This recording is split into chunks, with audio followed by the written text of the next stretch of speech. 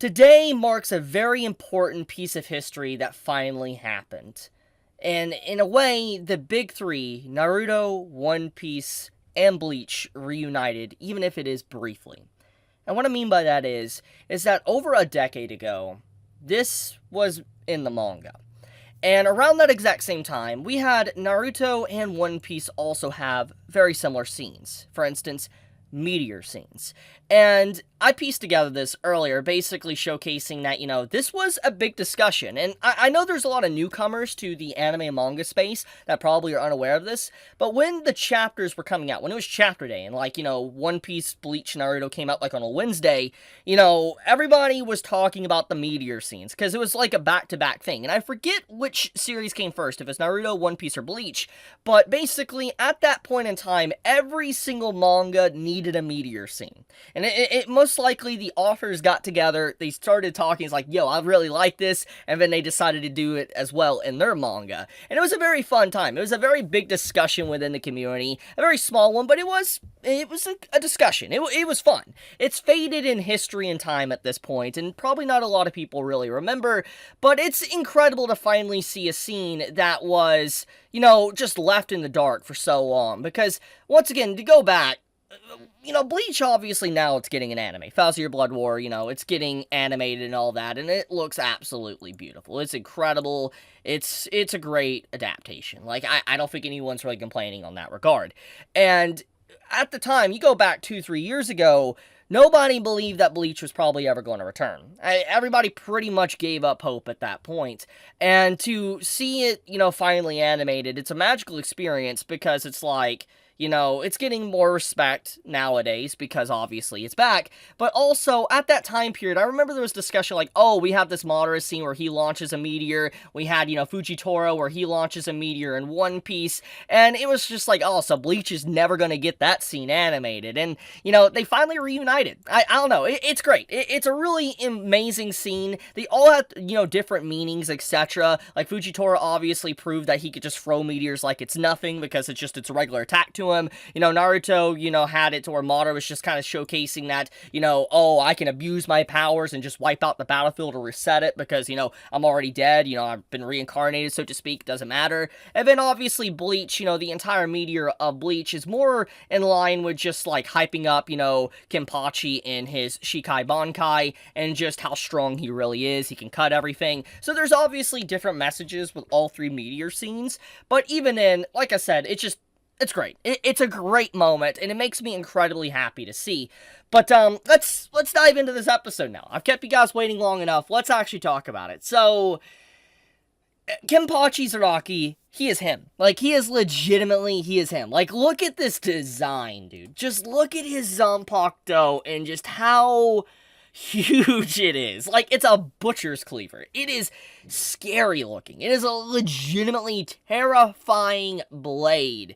And this man, for a long time, since literally the origin of his character and the concept of Shikai and Bankai, many have wondered, will he ever be able to use Bankai? Will he ever be able to use Shikai?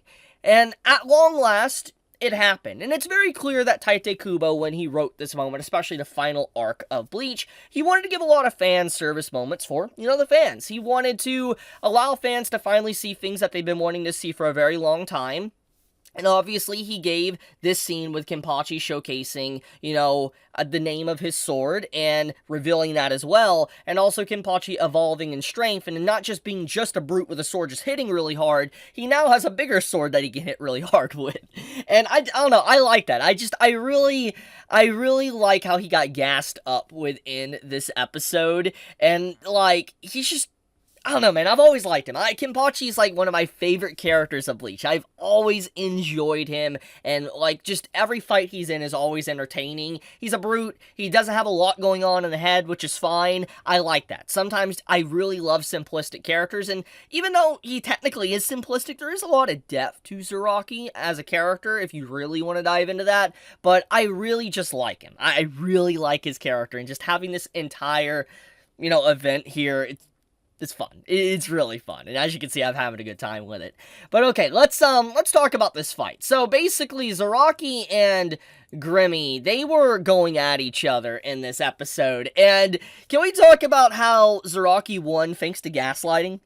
Like, it's okay, not to the exact extent of gaslighting, because I mean, technically, Zaraki is him, and Gremmy gaslit himself to a degree, because you gotta think about this. Gremmy's power is to turn anything of his imagination into reality. For instance, if he says that the air that you're in is now the vacuum of space, it happens. We saw it in this episode. Obviously, his power is incredibly broken, but there's a double-edged sword to that. For instance, if his power, if he starts to think to himself, oh, I can die, he could die. Or if he thinks to himself, like, oh, this man is stronger than me, he's stronger than him. And so it's a double-edged sword. It all comes down to the mind, the mental state of the user, the wielder. And so because of Zaraki's overwhelming, monstrous strength and just how he is as a person, he literally gaslit Gremmy into believing that he is just overwhelmingly strong and a monster, which is true, but he is so strong that there was just nothing that Gremmy could do, and he literally believed even when he turned his own self to kind of like into Kenpachi to kind of have his power, his body couldn't take it and he died. And it's just like, bro, it's just like, it's honestly funny, pathetic, but also, like I said, it really just, like, showcases how strong Gremmy would have been if he had a better mental state. Like, hell, let's really talk about that, okay? And actually, no, I want to talk about this frame real quick. Can we? This frame is good. Like, oh my goodness. Like, this little frame of seeing younger Kenpachi, they went hard on this. They legit did. But okay, getting back into, like, Gremmy. His variability and him, being able to use his imagination is probably one of the most broken shonen abilities. Like, think about it, okay? The power of imagination to turn anything into reality. And obviously there is some limitations that we clearly saw within this. I mean, besides obviously him gaslighting himself into a loss, we also got to look at what happened to Yachiru at the beginning. Yachiru, obviously, she collapsed, her bones broke like a cookie. And he talked about that. He's like, oh, when your arm twisted and broke, did you think that it broke like a cookie? And then all of a sudden, he was like, oh, now you're probably thinking all your bones are like cookies. And then you saw Yachiru collapse to the ground and bones started to snap. And what this basically implied is that he can't probably alter someone unless they believe it, like their mind starts to think it. So, for instance, Yachiru thought her bones were literally going to snap like a cookie, which in turn allowed Gremmy to use his ability on her for her bones to snap like a cookie. So, if your mind, your mental state is incredibly powerful and you have heavy fortitude, most likely his abilities just will not work on you. So if it's a really strong-willed opponent, you're not going to be able to beat them with the same tricks that you normally do, which is why he resorted into manipulating the area around Kenpachi throughout this entire fight, either by opening up the ground, raising the ground, sending a meteor down at him, putting him in the vacuum of space, all those type of things, because he could not alter Kenpachi because his mindset is just iron-willed. You cannot change Kenpachi's mind because he's a brute, he's simplistic, and he's very strong. And because of, once again, Gremmy gaslighting his own self and believing all this, it resulted in his L in the end. But imagine a very powerful opponent. Like, imagine, like, hypothetically, this is just, hypothetical, like if Light from Death Note had Gremmy's power. Like, imagine how broken that power would be in Light's hands, because Light is a master manipulator, and if you had a master manipulator being able to gaslight people, oh my goodness, like legitimately, it would be absolutely terrifying. So, Gremmy's ability is legitimately strong. It's just, obviously, we got to see the weakness of it, and it was really the only way to lose with that type of power. Going up against someone with just such an iron will that they scare you even in your own imagination. And your imagination could be the deadliest weapon against you if you're just sat there thinking too much. And we got to see that clearly. So yeah, this is a legitimately interesting fight because it's not a normal fight for Kenpachi. Like, he always goes up against, like, strong opponents. Sometimes they use, like, tricks and stuff on him, but Gremmy literally was a different beast. He was someone that was able to just use his mind, and if he really wanted to, he could have done some ridiculous things to Kenpachi if he had a better imagination, but obviously that didn't happen. But still, regardless of that, it's just like, Gremmy and Kenpachi's fight was definitely unique to a degree.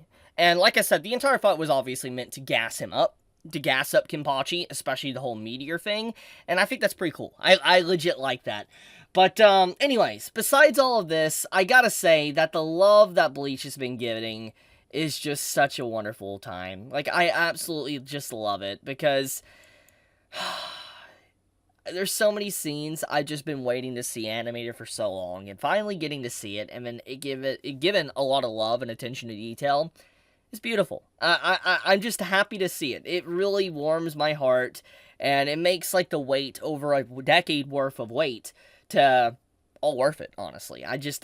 Man, it's a good day to be a Bleach fan. It's a really good day, and it's a good piece of history that finally can be put to rest for all of Shonen, technically, because, you know, the meteor scene got animated. But, I guess I want to wrap it up here.